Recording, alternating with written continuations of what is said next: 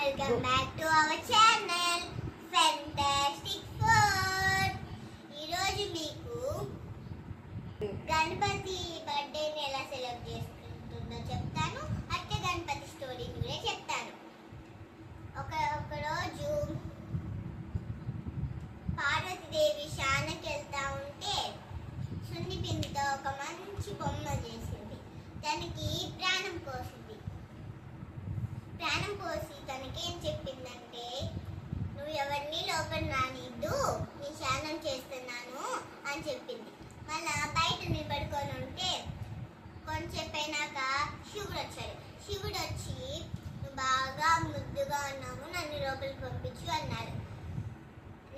అమ్మ స్నానం చేస్తుంది, ఎవరిని లోపలికి రానిద్దు అని చెప్పింది పార్వతీదేవి. మళ్ళా గణేశుడు ఎంత చెప్పినా వినలేదు. శివుడికి కోపం వచ్చింది.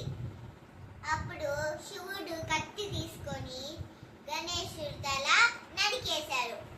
అప్పుడు పార్వతీదేవి వచ్చి సర్ప్రైజ్ ఇచ్చింది. సర్ప్రైజ్ ఇక ముందే తల వచ్చి చూస్తే గణేశుడి తల నరికేశారు. దాన్ని చూసి పార్వతీదేవి గణేశుని పట్టుకొని వేస్తా ఉండింది. అప్పుడు మళ్ళా శివుడు భటుల్ని పిలిచి